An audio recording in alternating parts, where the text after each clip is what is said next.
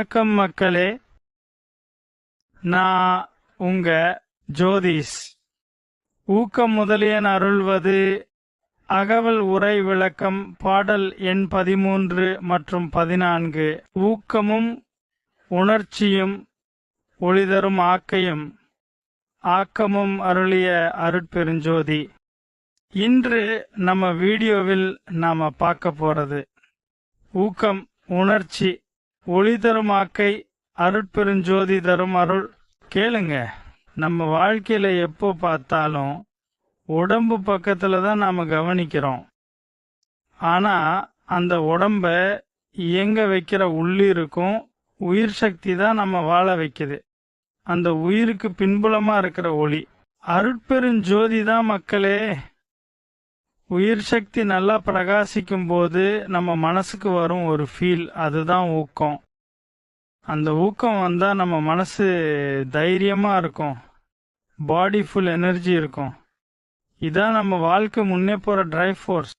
இப்போ நம்ம உடம்புன்னா இந்த தேகம் பஞ்சபூதத்தால ஆனது. மண்ணு, நீர், தீ, காற்று, ஆகாயம். அதோட நரம்பு, நாடி, சக்தி பாதைகள்லாம் சேர்ந்துதான் ஆக்க உருவாச்சு. இந்த ஆக்கை இளமையில இருந்தா ஃபுல் க்ளோ, ஸ்ட்ரெங்க், அழகெல்லாம் உண்டு. அதான் சொசைட்டில வாவ் ஸ்ட்ராங் பாடி எல்லாரும் பாராட்டுவாங்க. ஆனா வள்ளலார் சொல்றாரு, இளமை, அழகு, வலிமை இவை நிலையில்லாதது, எந்த நாளும் மாறிடும், நம்ம விட்டு போயிடும். ஆனா சுத்த சன்மார்க்கம் சொல்வது, இந்த உடம்பு தற்காலிகம்னு பார்த்துட்டு விட்டுறாதீங்க.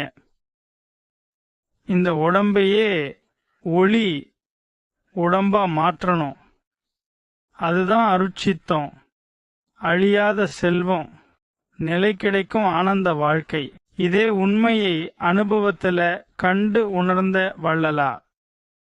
ஊக்கமும் உணர்ச்சியும் ஒளிதரும் ஆக்கையும் ஆக்கமும் அருளிய அருட்பெருஞ்சோதி என்ன பாடுறாரு.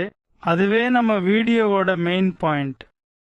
உடம்பை விட்டு விடாம அந்த உடம்பையே அருள் ஒளி வடிவாக்கி கொண்டு வாழணும்.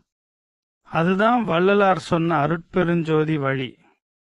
இன்னும் இப்படி ஆன்மீக ரகசியங்களை தெரிஞ்சுக்கணும்னா சேனலை சப்ஸ்கிரைப் பண்ணுங்க, வீடியோக்கு லைக் போடுங்க, உங்க நண்பர்களோட ஷேர் பண்ணுங்க.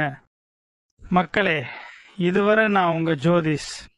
அடுத்த வீடியோவில் சந்திப்போம். அருட்பெருஞ்சோதி வாழ்க.